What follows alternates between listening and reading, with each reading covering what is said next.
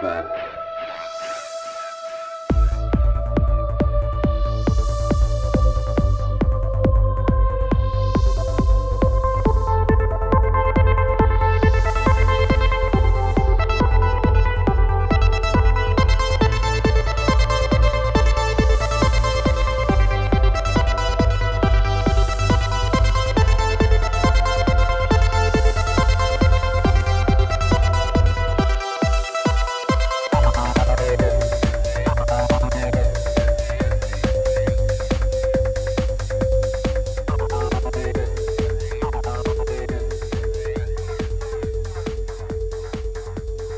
What's up, everybody? Another episode of Ripple Effect Podcast. I'm your host, Ricardo Vance, also known as Ricky Vance. I have a great episode for you today.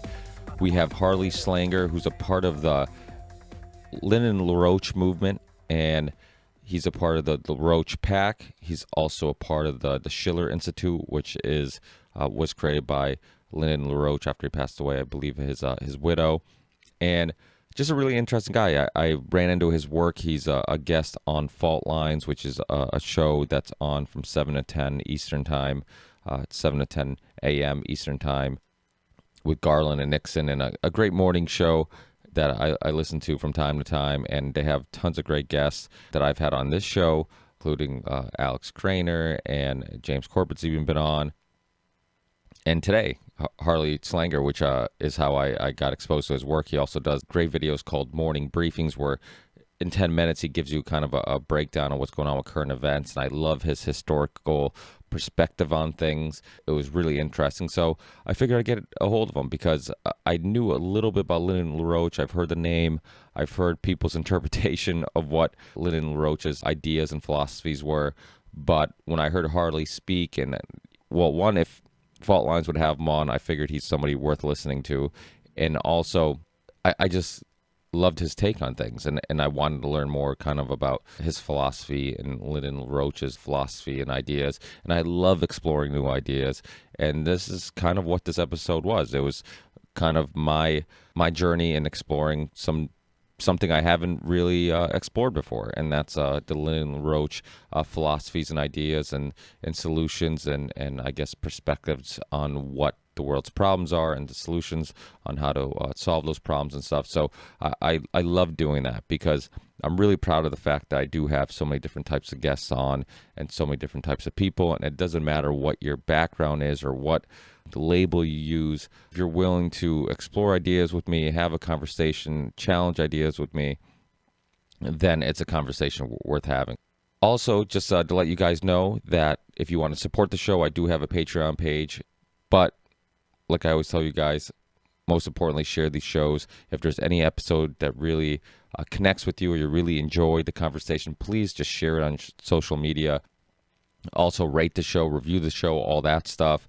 Like I said, I do have a Patreon page. If you support us on Patreon, I'll let you know in advance who's going to be on the show, who I'm booking, who I'm having on in the near future. Maybe sometimes I let you know in advance who I'm brainstorming for maybe a group of guests to have together. So if you are a Patreon supporter, you would know about Harley being on. You also know about the show that I'm going to release next, which is actually already recorded, and hope to have it out soon after you're listening to this.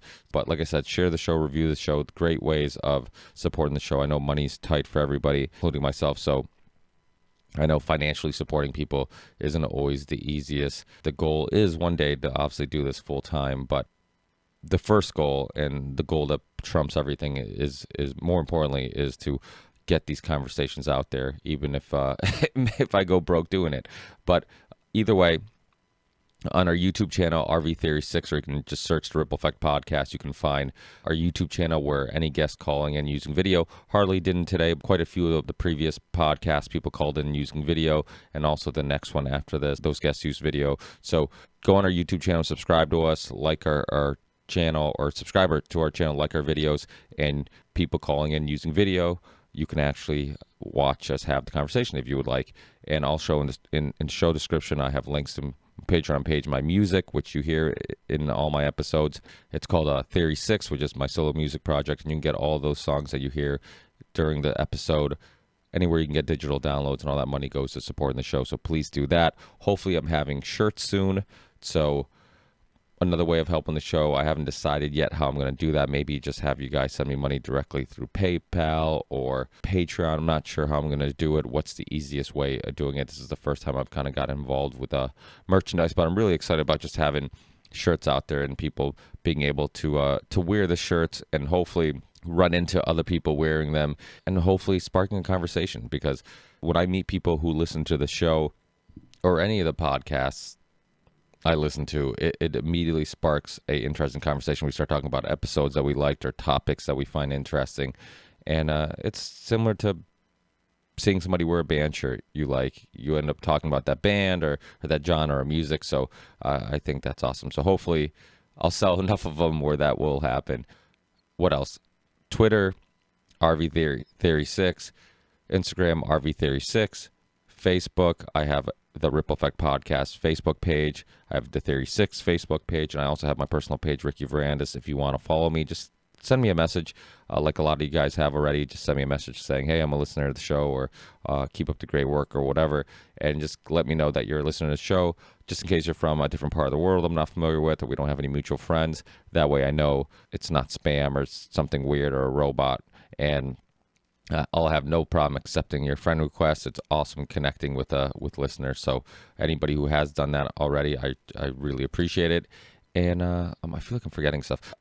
Watched some good documentary, or a good documentary recently called Cold War, Hero and Heat. It's about, obviously, it's a Cold War and heroin, but it has some really interesting information I haven't really gotten into yet. And it's by a director that I kind of knew about, called Al Prophet, and somebody who I was delighted to see was in the documentary was Douglas Valentine, who is a past guest of the show and just a great researcher and really knows his stuff about history and the making of the CIA and all that stuff. He was in there. Great documentary if you guys are looking for something on Amazon Prime. Also, Dark Waters is a actual movie with tons of great actors, Tim Robbins, Anne Hathaway, and it's about DuPont and 3M hiding research that showed how dangerous some of the chemicals they were using in their products were, and this attorney that exposes it. So really, really interesting. I believe I heard about it because the attorney was on one of the shows I listened to. I don't know if it was Stuff They Don't Want You to Know, a podcast or somewhere, but either way, if you have a wife or a husband or somebody who doesn't want to watch documentaries, but you want to watch really good film that's based on real events, this will blow you away. And this movie will really affect your perspective on a lot of stuff that you have in your house, like nonstick pans. The C8 chemical that they talk about in the film is the stuff they use for nonstick pans. So really interesting, and it might make you rethink what you have in your house. And I think being exposed to toxins and chemicals, so much of our health issues could be caused by stuff like that. I had a guest, Alan Bell, who's an attorney who had really unique sickness where he was just couldn't get out of bed, or for years and years couldn't figure out what was going on, and then they put him in the woods, away from all toxins, all chemicals, anything synthetic. Eventually, after years of trying to figure out what was wrong, he found out that it was the chemicals in his office building that was making him sick. And I think a lot of weird stuff like that could be affecting our health, or why we're low energy or whatnot, and being conscious of what we're wearing, what people are using for dyes, pans that we're using for cooking. I mean, so many of these chemicals and stuff that we use and are exposed to every day could affect our health and cognitive ability and all that stuff. So I think stuff like that's super interesting, because it's stuff that kind of gets neglected and you don't really think about too much. You think about quality of food, you think about vitamins and minerals, but you don't really think about the stuff that we're touching and stuff that we're breathing in every day. So interesting stuff. So I think that's it. Also, I've been a guest on a couple shows recently. If you want to see those interviews on our YouTube channel, you'll see a documentary playlist, but you'll also see a playlist where it says interviews, Ricky's interviews, and you'll find interviews that I've done. And what else? Yeah, documentary playlist, tons of great documentaries on there. If you're also looking for something interesting to watch them while they're available, because in typical YouTube fashion, they're pulling anything that's thought-provoking or a little bit controversial off YouTube. So enjoy those while they last. And I think that's it. Damn it, this this intro has become pretty long. I apologize, guys, but thanks a lot, guys. Hopefully you guys are having a great 2020, and I'll see you guys on the next one. Peace.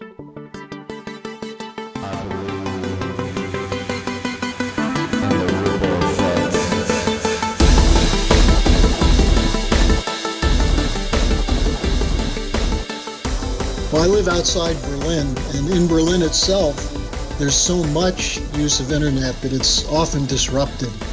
And I live in Potsdam, where they still haven't fully strung it up yet, or connected it. So that's a problem. How long you been in Germany? 3 years. What brought you there? Well, my wife wanted to finish her degree in architecture, and there's an excellent school here in Potsdam, which is free. And try and find a free architecture program at an American university. Wow. So even for a foreigner, they can go to Germany? Well, no, she's Austrian. Oh, she's Austrian. My wife's from Austria. And we have 3 young children, so they speak English and German, so it's perfect for them. And we have an office here in Berlin, so it works fine for me. In the transition, the kids already spoke German prior to going to Germany? Yeah, the 2 oldest ones, we always speak in English and German. My wife speaks to them in German, and I speak to them in English, and they're fine. That's so awesome. It's great to have a 5-year-old son who can translate for you.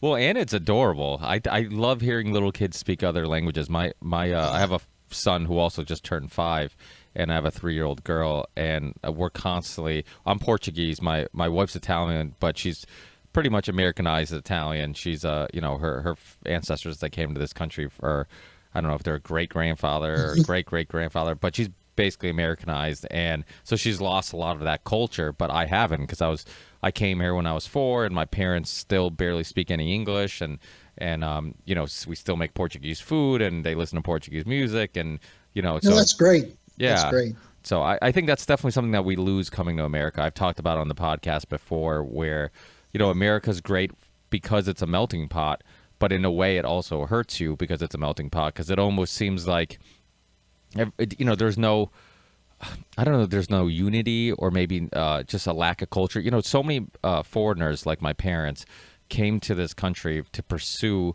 financial, freedom, and to get ahead financially. Yeah. And they get so obsessed with that, or I guess they so focused, maybe not obsessed is the wrong word, but they get so focused with that goal that I feel like they kind of stop doing some of the stuff that that was a part of their culture that made them happy prior to having money. It's like, I remember growing up, my father once was like, he's like, I wish I was back in Portugal, and he was raised on a farm where I was born, and there was basically no running water, and people just kind of, it's small communities, everybody kind of helped each other. Yeah, sure. But he was happy there, and it was much less stressful, at least mentally stressful, because I think the physical stress, after thousands of years of having to move and kill things that survive, we're kind of better prepared for that. But the mental stress really seems to wear on him. It was the mental stress of, like, having to get things done at work at a certain time, and having these schedules, and always getting, always want, bosses that always wanted more out of him, and all that stuff. And where when you work on a farm, you're more at your own pace. And it was. But you work really hard on the farm, that's for sure. Yeah. But to him, it was like, it was, because that's what I always thought. Growing up as a kid, I'm always like, well, I mean, the farm life seems way harder than what he's doing now, because I'm like, now he can punch out. At the farm life, it's never really over. And that's true. Yeah, but yet, there's also something about the fact that you're around other people. You're kind of going, I mean, you're probably more connected to nature because you're around animals, and you're outside, and you're breathing fresh air. And like I said, I think our bodies are designed. That's why when you exercise, you feel better. You have more energy. It helps your sanity, with just hitting, it's almost like hitting the reset button. You feel better. I mean, there's plenty of studies showing that exercise can help depression, anxiety, and all types of different mental disorders way more than any pharmaceutical drug. And so I think there is a necessity to kind of move. I kind of compare it to like a classic car. You put it in the garage, you don't drive it for 50 years. You think that it's just going to start and everything's going to be fine, but it's not. It was built and engineered to move, similar to our body. So if it doesn't move, if things don't stay lubricated and continue to move, things start falling apart. So it's it is weird, because I think growing up, I didn't quite understand. I'm like, wow. Why would he rather be in Portugal? I'm like, it sounds way harder, but there is something about the community. There's something, they make wine together. When you're farming, you're around friends and family. You don't have deadlines you have to meet that are really stressful. So I think there's something about that.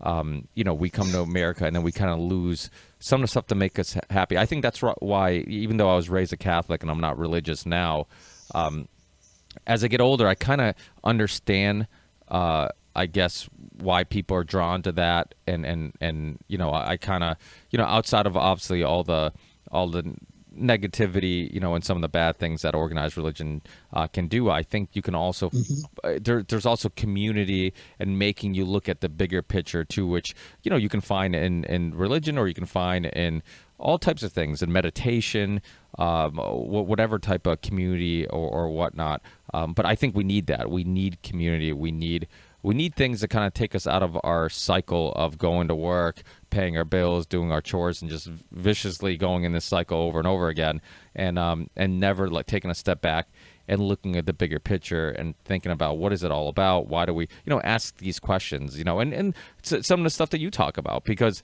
honestly, I've heard you on Fault Lines, and I end up, watching on YouTube. You do your daily thing, your daily news and updates. And I think it's important, it's really easy for people to get lost in your everyday responsibilities and chores and not find time to do your own research or ask these questions and whatnot. So we're definitely focused on the big picture.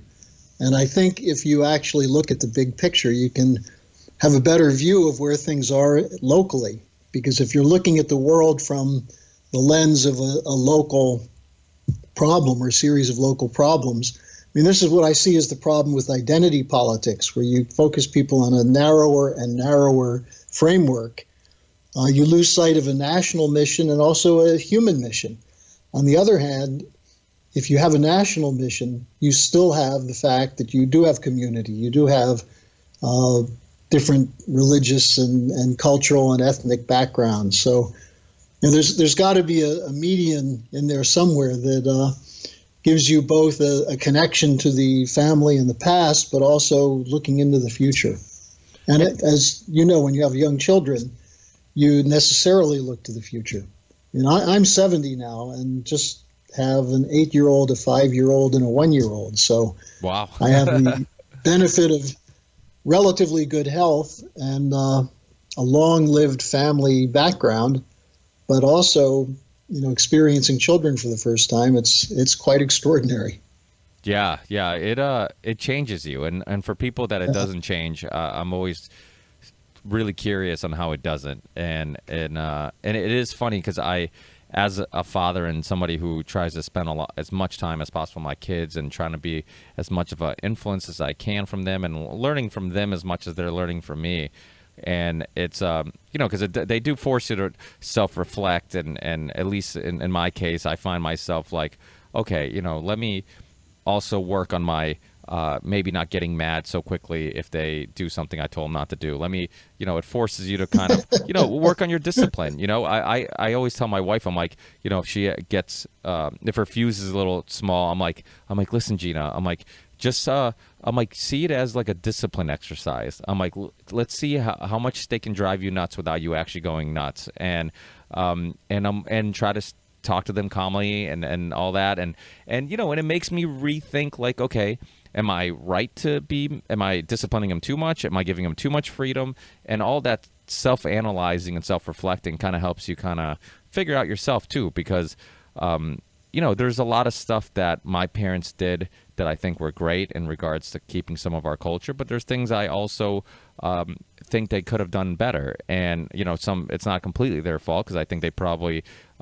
took things from their parents and hopefully took the things they liked and continued, and every generation, I think, does that. We try to take the things that our parents did that we liked, continue that, and maybe filter out some stuff that we didn't like. But you never know the long-term effects, right? Like you meet adults, and then you come to find out that a certain reaction to a topic, or you talk about identity politics. Sometimes why somebody might hate one of the isms, or the reason why they joined a specific party or whatever it may be is because of something that happened growing up. Maybe they had a father that was anti this or very pro that.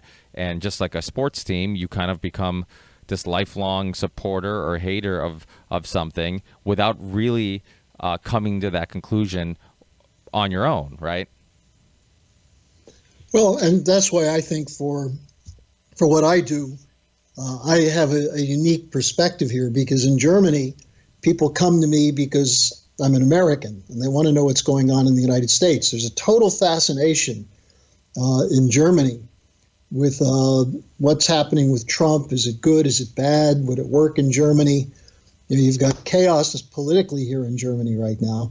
But at the same time, I have quite a few radio interviews I do and blog interviews I do in the United States where people are interested in what's going on in Europe. And what's my perspective on the United States sitting here in Central Europe? So, I have, in a way, the best of all possible worlds. Plus, we have a fairly good and sophisticated intelligence capability with our organization. So I do have an opportunity to find out what's going on in Russia, what's going on in Italy, what's going on in France or Scandinavia, because there's so much disinformation out there. So I'm very happy to have this kind of perspective. Yeah, well, it seems like people in Europe have a better grip on history. One thing I love about hearing your interviews is that you talk about history a lot. You don't just talk about current events, but you often go back and talk about how we got here. And I think that's so important, because you have a much better understanding of the now, of the current, if you trace Sure. your steps backwards and you realize like how we got here. I tell, I talk about it on the podcast often, how like a lot of conflicts, like why one country doesn't get along with that country, or why these type of people don't like that people. Like it's a lot of times it's just people think it's just a mess. It's crazy. They're just crazy over there, or the Middle East is a mess because they're just, they're tribal people and who just haven't modernized. But it's like, no, if you retrace their steps on how they got where they are, and you look back at World War I and the fall of the Ottoman Empire and the Sykes-Picot Agreement and how they carved up the Middle East, and all these things that help mold the reality we live in today.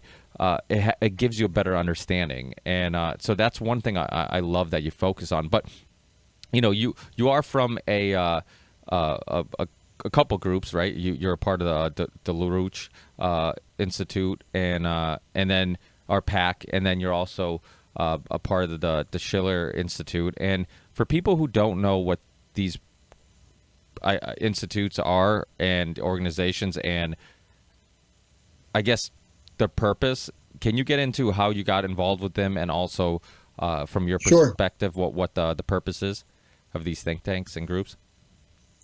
Well, I was a college student during the Vietnam War, and it was a very political time, and some of it was political in a good way, that is, young people trying to figure out why we're at war and what this means for the future. And some of it was also very selfish, people who were in college and didn't want to have to go fight in the war.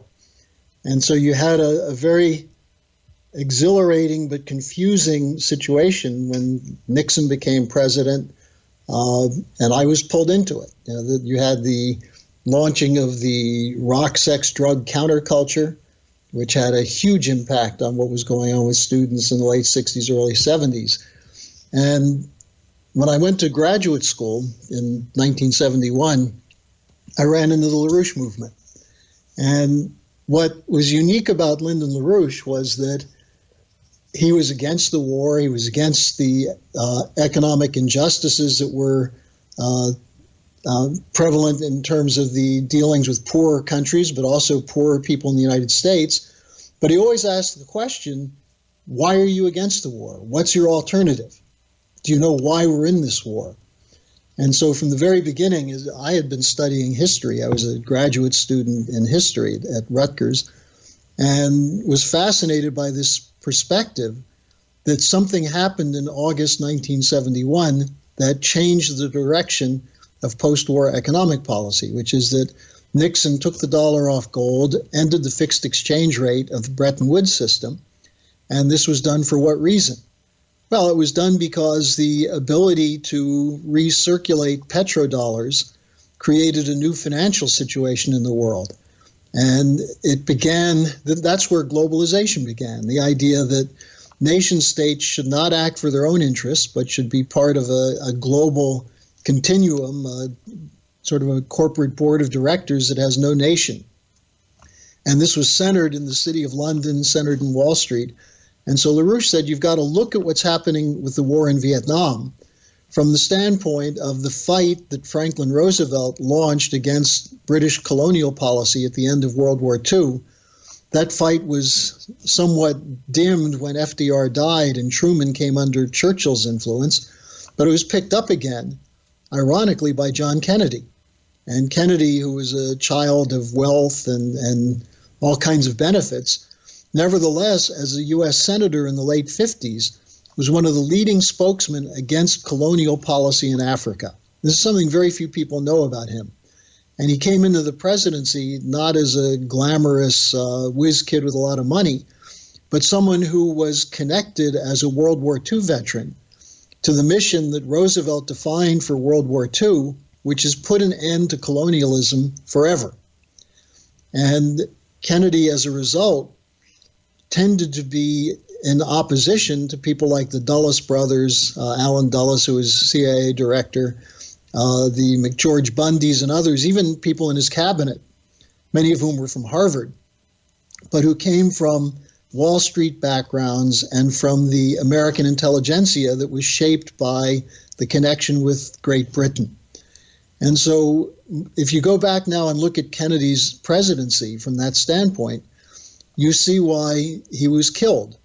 And I don't know which specific thing triggered the decision to kill him, but he was very skeptical about the Federal Reserve and was moving the U.S. back toward Treasury issuance of dollars as opposed to Federal Reserve funny money.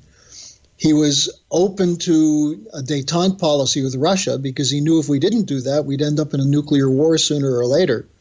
And he was committed to ending colonialism in Africa and was won over to the fight of Martin Luther King for civil rights in the United States.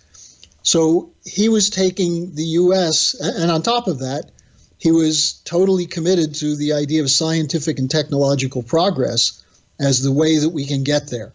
And that's what the space program was for Kennedy, as well as certain other kinds of introductions of new technologies as the basis of productivity increases and real wealth production. Now, that was a period of time where the financial establishment was moving away from the idea of sovereign national economies into a form of globalization using the dollar as the basis for that. So Kennedy was inconvenient, and they did away with him. Nixon was the one who pulled the trigger on ending the Bretton Woods system. And so just as I was starting graduate school, Nixon did that, and LaRouche explained it. He told us why that happened and what the alternative is. So that's how I got involved. And our movement has always been on the cutting edge of a fight for global international agreement between sovereign nation states to multilateral solutions, whether it's military and nuclear arms questions or trade, economic development. That's always been the emphasis that we've had.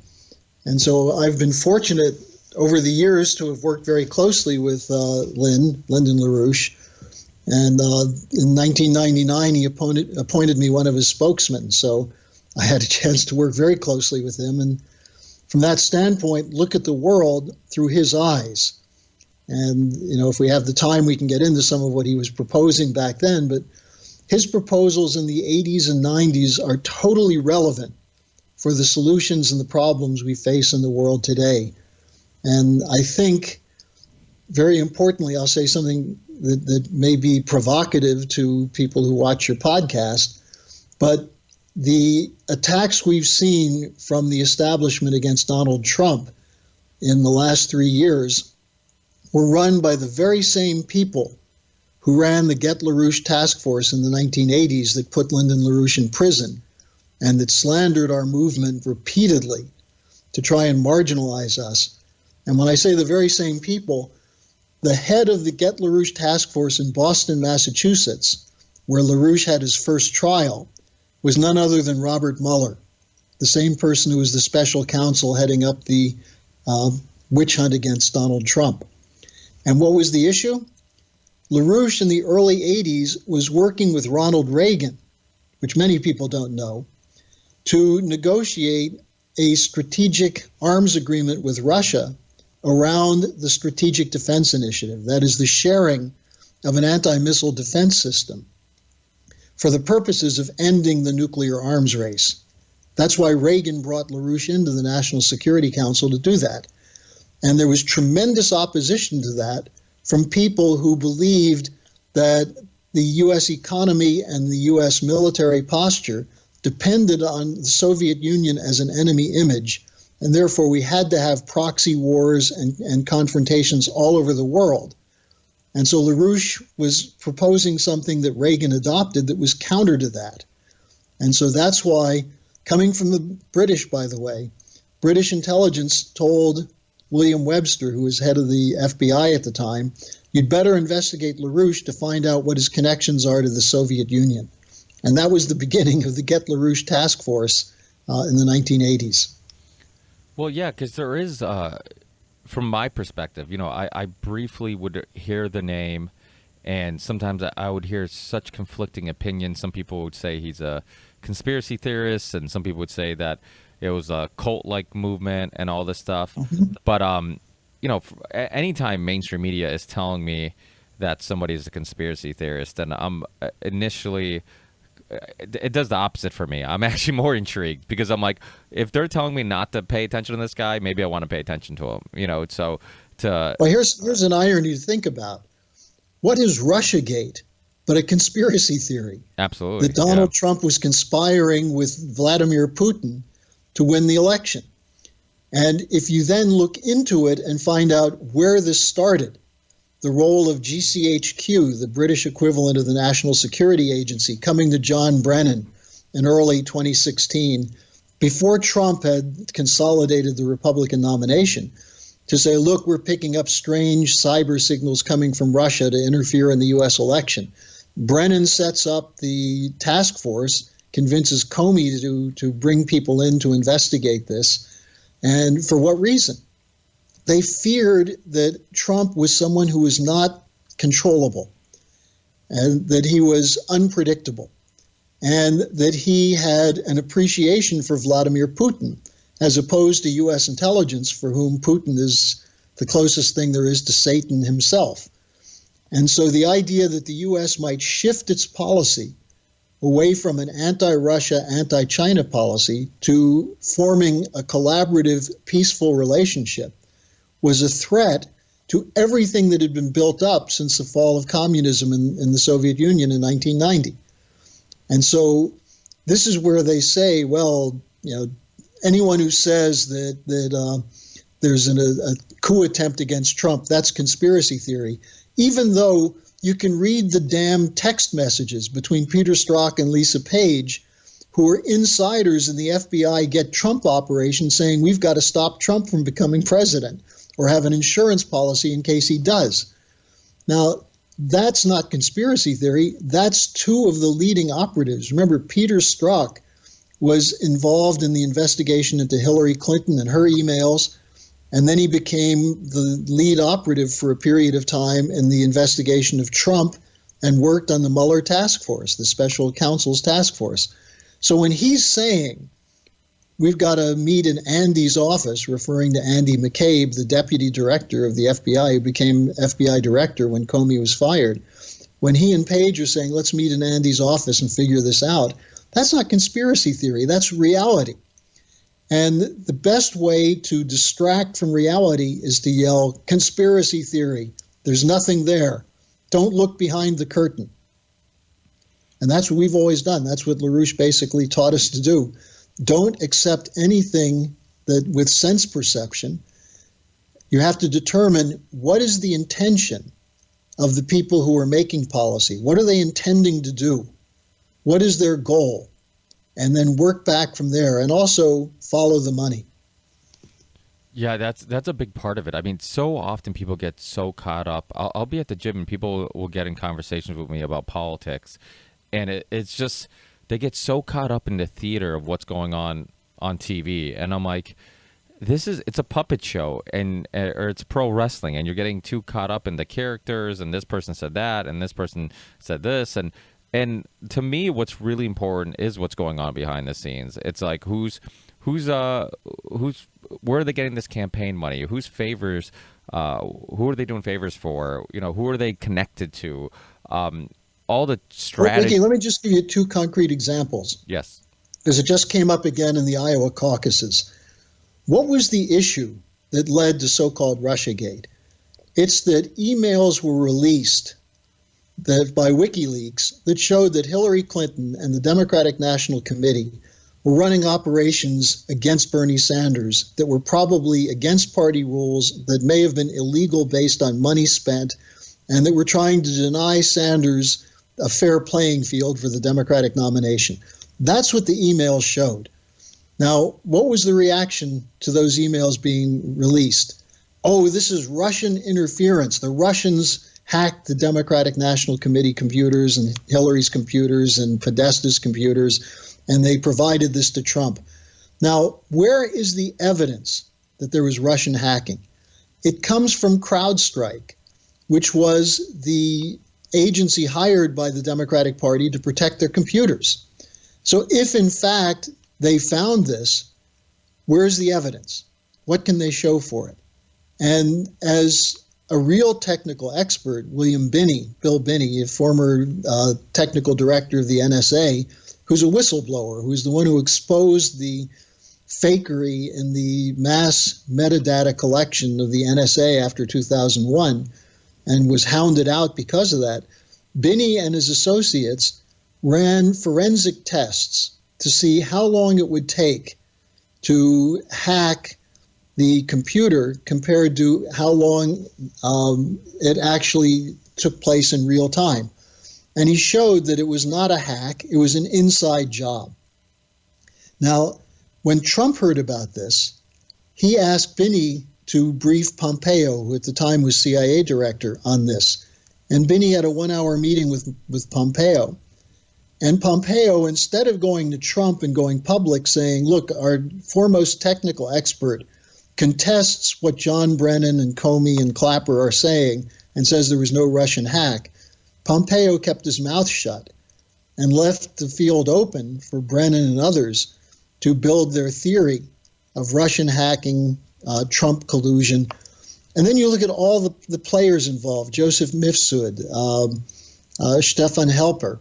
These were people who were classic FBI sting operations to plant a story on low-level operatives of the campaign like Carter Page and Papadopoulos to make it look as though these were Trump people going to Russia to get the emails, when in fact WikiLeaks had already produced them. There was no need to go to Russia to find it. WikiLeaks put it out there. So the whole thing is a completely fraudulent narrative. And we saw that when Mueller was before the Congress and couldn't even put together a competent presentation. So we've lived through 3 years of a presidential administration where the president has been sabotaged from pursuing those policies that he was elected to pursue. Ending wars, cooperating with Russia and China, getting out of the Paris Climate Accord, getting out of the World Trade Organization, free trade agreements, and so on. And the problem is that not only is it the Democrats who oppose him mindlessly, but there's a whole crew in the Republican Party of neocons and neoliberals who also oppose him. But he whipped them in the line because of what he did to mobilize his base.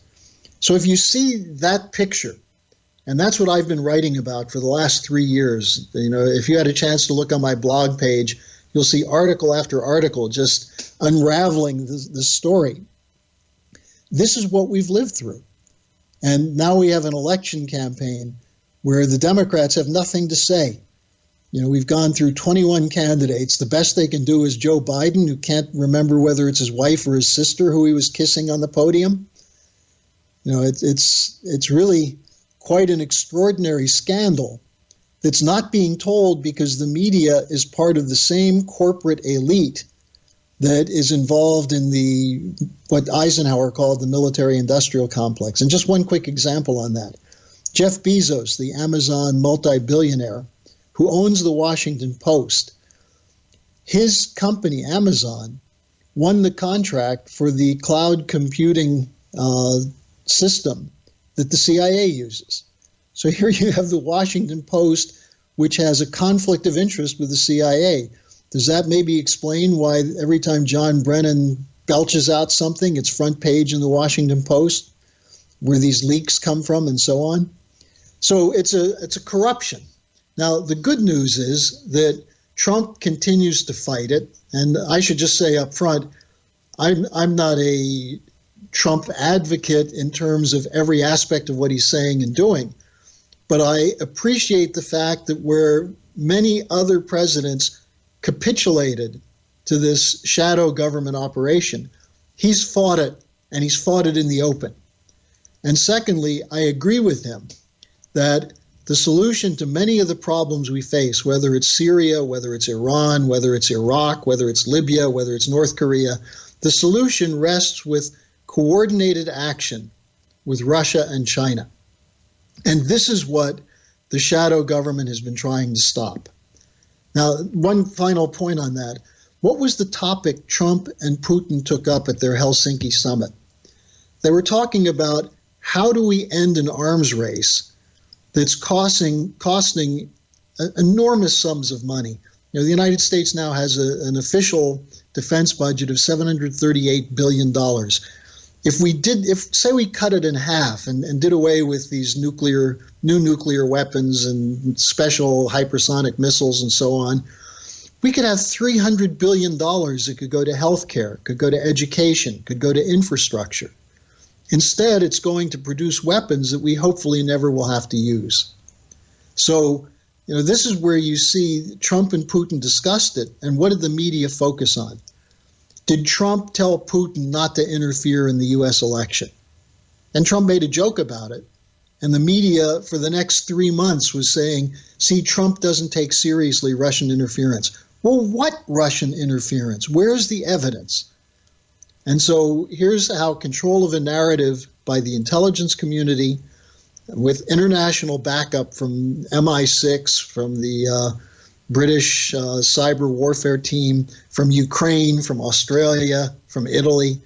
This has hijacked political discussion in the United States. So as you point out, if you try to get to real issues, you're labeled a conspiracy theorist, or in the case of LaRouche, depending on who you're talking to, people think LaRouche was either a communist or a Nazi.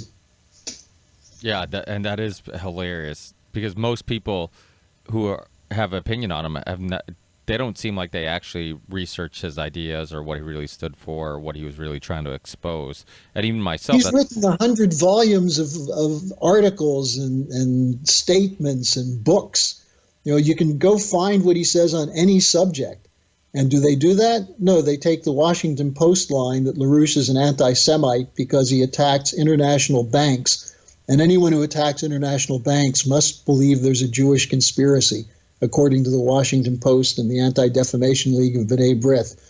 So, I'm Jewish, and when I ran for the U.S. Senate in Texas in 1990, the Houston Post ran a story saying, "Don't vote for Schlanger, the anti-Semite." And when I went to talk to the editor about it, he said, yeah, I know, it's not true, but we were told we have to say that. Jeez. So that's That's where most of this nonsense comes from. That's cowardly, corrupt people. Operation Mockingbird at its best. Yeah, just controlling the narrative. Yeah, absolutely. I mean, the Department of Defense should be called. They should rename it back to what it was, the Department of War. And that I just have a hard time believing that spending's ever going to stop, because these KBR and Halliburton and Lockheed Martin. I mean, there's so much money in war that and they have so much influence, because I mean, obviously these politicians are campaigning, which means they need money, and it's just the military industrial complex is not just defense contractors, and this is a mistake some people make. It includes the consultants, the think tanks, the Washington bureaus, where you have people like Clapper and Brennan end up on MSNBC and CNN as correspondents, where you have the intersection of corporate boards with so-called public service companies. And, look at the billions that went into supposedly rebuilding democracy in Iraq that ended up missing. They can't even do competent accounting of where the money went. So it's a huge fraud.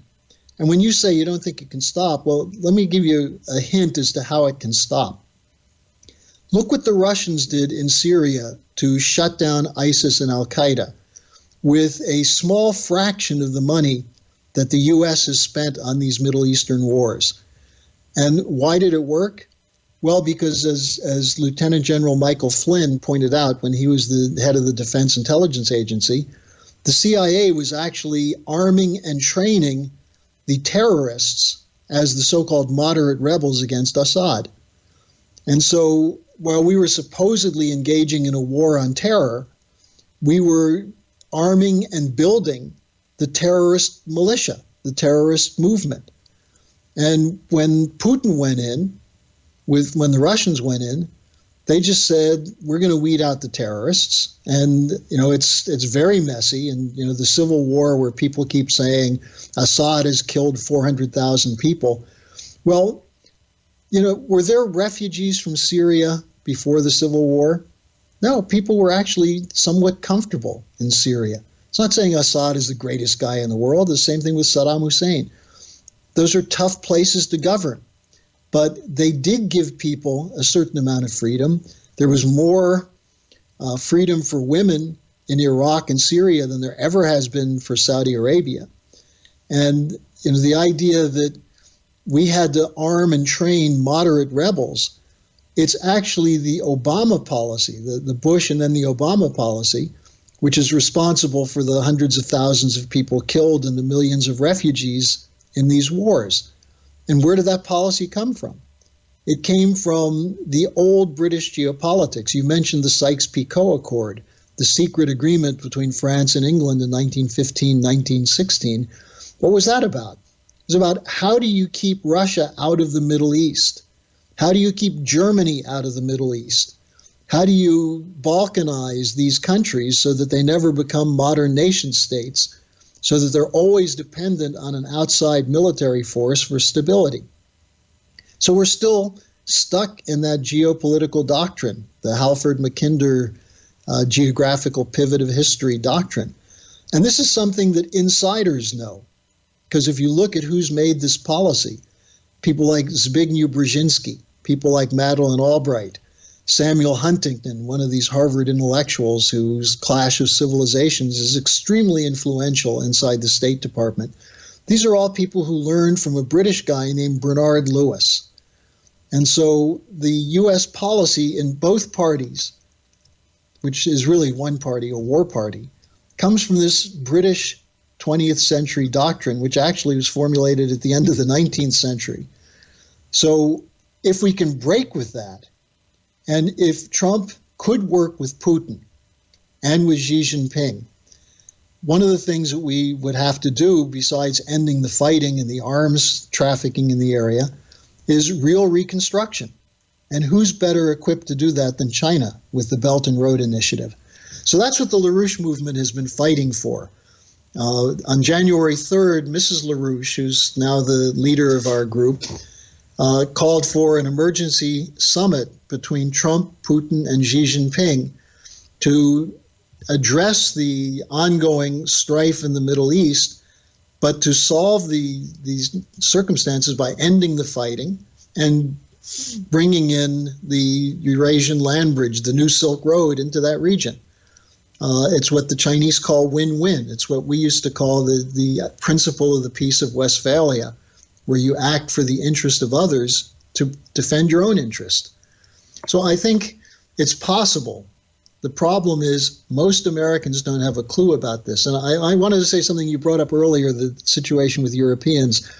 I think on the whole, Europeans may be better educated and know more about the history, partly because you have to if you live in Europe. But they're totally pessimistic and cynical about doing anything to change it.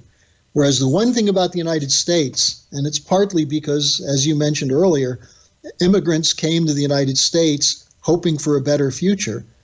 We've always had this idea that things can be better, that we can leave a better world to our children and grandchildren. And that's the uniqueness about the United States, in contrast to the tired, pessimistic quality of European intellectuals, typified by the existentialists like Sartre and others. So, if we take American know-how and tradition, not fake chauvinism, but the true history of the United States, how we built a republic out of a war against a colonial empire, and then make that tradition available to any other country that wants to participate. And if they don't want to participate, fine, but we can still have a dialogue and have bilateral and multilateral relations. That's how you get away from this trap of geopolitics and endless war. Yeah, and you talked about some of the people who've influenced foreign policy, like Brzezinski. I mean, the Grand Chessboard. I mean, so many of these books that you're referring to, yeah, they have huge influence on the way our politics and government views, geopolitics and what's going on.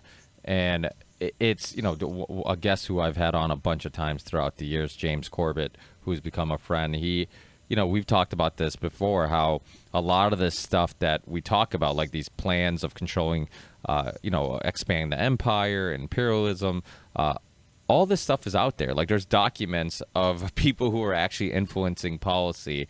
PNAC obviously is the one that gets brought up a lot.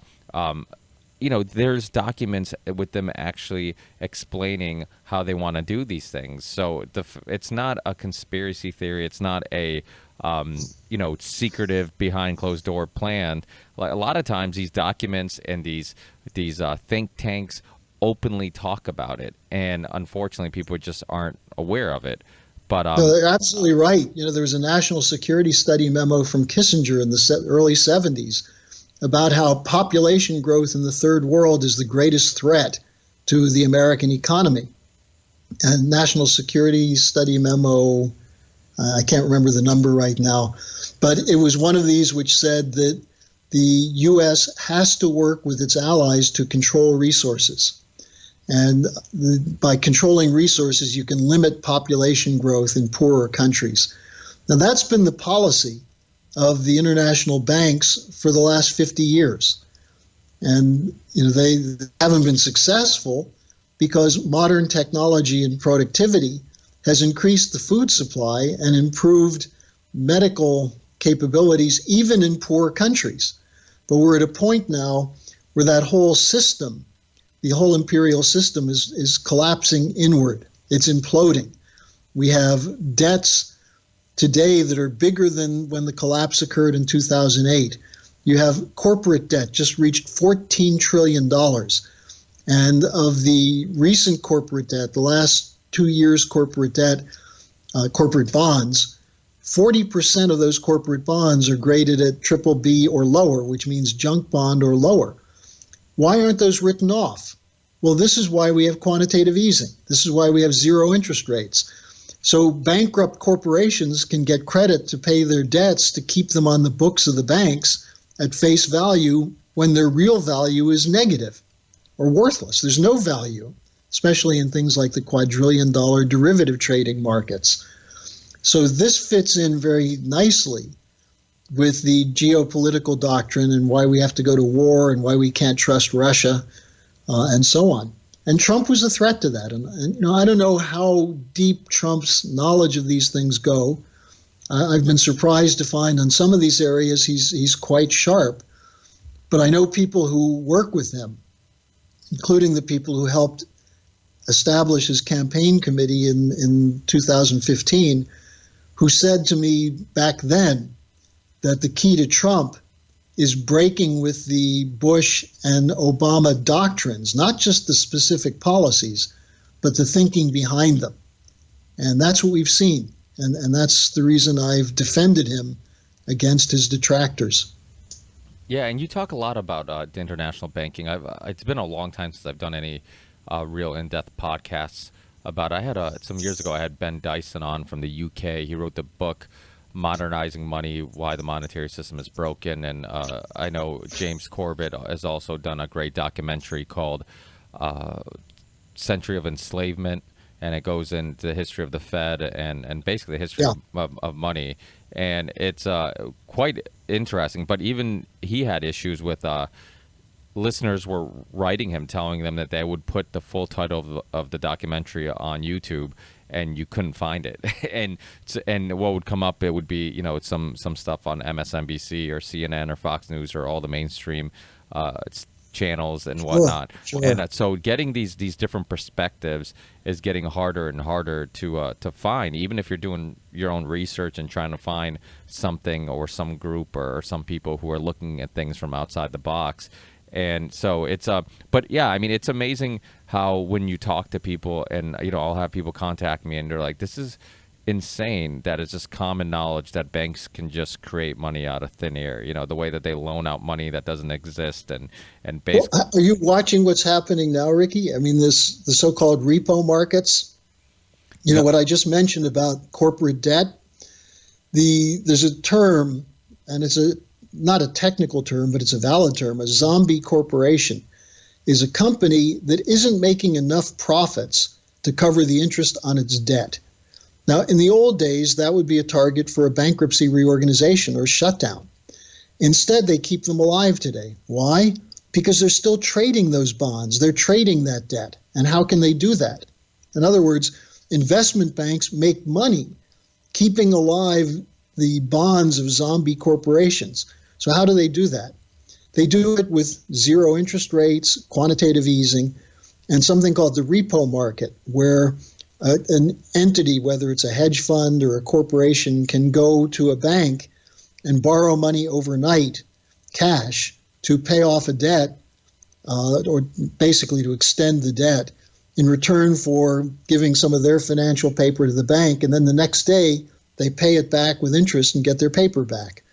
Now, that keeps it going. But what happened in September of last year, 2019, is that JP Morgan Chase and a Japanese bank that were the two leading participants in the repo market lending decided to pull out because they feared that sooner or later there would be a default, and a default by one company could trigger a systemic default.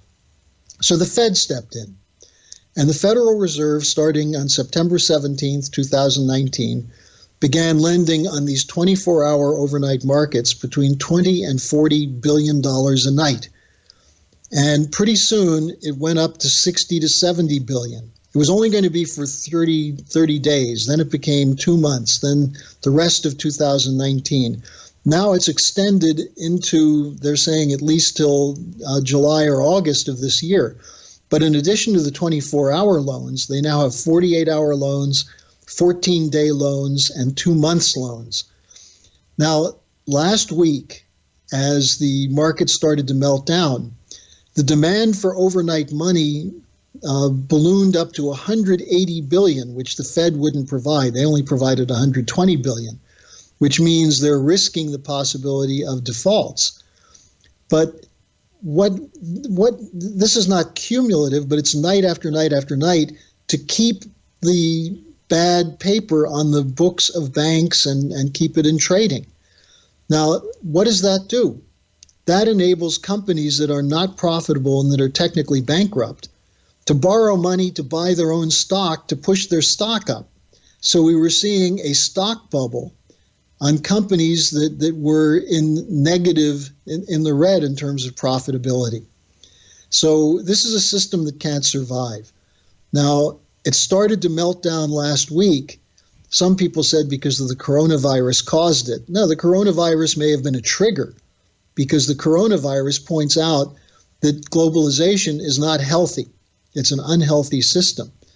But other people said it was because of the rise of Bernie Sanders. Then you had this hilarious thing on March 4th after Super Tuesday, where the market went up 1,000 points. The Dow Jones went up 1,000 points. And what did they say? It's the Biden bounce. Everyone's happy that Biden is now the leader. And then what happened the next day? It dropped another 900 points. So we're seeing incredible volatility because the system has reached a hyperbolic limit of the ability to generate this level of funny money, what Ben Bernanke called helicopter money, the idea that you fly a helicopter over a city, dump out money, people scoop up the money and go buy things, and that's economic health. It doesn't work. I mean, consumers have used up the consumer credit they have available. And if you no longer produce anything, if your economy is entirely based on services and consumer purchases, increasingly on credit cards that are having higher default rates and higher delinquency rates, how does that sustain itself? It doesn't. And we've reached the limits.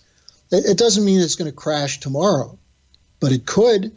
We've reached the limit where either we're going to have a hyperinflationary crash or a deflationary crash. But you can't continue this much longer without having an explosion in the population. So what did they come up with? The green economy. We're going to create a new green bubble in carbon taxes, in raising the gasoline tax, austerity policy, having people not eat meat, not travel, and so on. So, I think we've reached a point where people are going to have to either wise up and fight this, or they're going to be facing very, very miserable conditions that will lead to wars. Yeah, and this people have been talking about this for a while, that it's just a matter of time before the smoke and mirrors, you realize that it's just all smoke and mirrors, and our economy is built up on nothing. And it's, it is scary to think about eventually it has to collapse, and it can't continue the way it is. And, the whole stock market thing, it boggles my mind, because there's no science to it. It's speculation can affect prices, and BS statistics that a corporation releases during some meeting can affect prices. I mean, there's so much that just can affect the economy that is just basically nonsense, and really isn't. It's not science. It doesn't make sense, and it's scary. And a lot of people have been. You know what they say? It's not a bubble as long as people keep wanting to buy these assets. But once it pops, everyone says, well, we should have known it's a bubble. And there are things that can be done to extricate ourselves from this impending collapse. Unfortunately, I don't have the time to continue our discussion much longer today. But if you'd like at some point in the future to discuss what LaRouche has been proposing for the last 20 to 30 years as a return to physical economic production, science and technology, the vector that we had, or the dynamic we had in the early 1960s, which came off the World War II production, there are ways that we can address this. But you're not going to be able to address it without recognizing that there's an establishment that doesn't want this issue discussed, because it's an existential threat to them. And that's why they've risked everything to get rid of Trump, why they're all now, for the moment anyway, putting their eggs in the Biden basket, which I think is a very, very risky thing to do.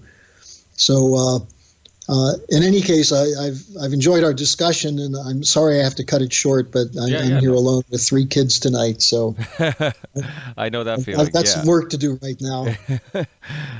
No problem. But thank you so much, Harley. I really appreciate your time. Let people know where they can get your videos, your daily videos, your writings, anything else you want to promote. Well, also, if people would like to communicate with me directly, I always give out my personal email address, because rather than operate just through websites and blogs, I find if people have an opportunity to communicate with me and agree, disagree, ask for clarifications, whatever, it gives me a better reading of what people are getting, whether I'm getting ideas across or not. So if people would like to reach me, they can send to my personal email address, which is harleysch@gmail.com, harleysch@gmail.com. And I'll send them a link so they can sign up for my blog for free. Awesome. Yeah, that's great. Well, one thing we need more of is people having these type of discussions. I think ideas are the best way of getting change and promoting change, and I think sharing ideas is so important, and listening to people that have different perspectives and different ideas, and you being willing to and I always say this, the importance of not just challenging other people's ideas but letting your own ideas be challenged. I think that's all super important, because that's how we figure out what are the best ideas, what makes the most sense, and it's a step in the right direction. So thank you so much, Harley. And then your videos are on your YouTube channel. You have actually, I think I've seen your videos on a couple YouTube channels. Is there one specific that? Well, there's LaRouche Pack videos on YouTube. You just go to LaRouche Pack, which is LaRouchePac, and every day I'm posting a 10-minute daily update. Well, 4 days a week: Monday, Wednesday, Thursday, Friday, and then on Tuesday, if people are interested, at noon Eastern, we do a live video on LaRouche Pack Facebook, and people can send in their questions if they want to that one. So that's LaRouche Pack Facebook. But trying to do as much as I can to get ideas out there and to provoke a discussion, because I think we're at a turning point in human history. And as you say, there's nothing wrong with good, vigorous debate, but there is something wrong with cover-up and lies. And we've got to puncture the control of the narrative by the people who are destroying the world economy. Yeah, absolutely. I mean, that's the theme of the song. I mean, the theme of the podcast is provoke thought, start a ripple. I think it's very important to share these ideas, have these discussions. That's why I have people on, like, I've had Roger Stone on in the past, Jack Abramoff. I've also had, Professor Richard Wolff. I mean, I don't agree with everybody on everything, but if they're willing to share ideas and kind of brainstorm together, I think that can be very beneficial to myself, the listeners, and everybody involved. So thank you so much, Harley, and hopefully we speak again in the near future. Sure, it's good talking to you. Good getting to know you. Absolutely. Thank you. Have a nice weekend. Okay. Bye.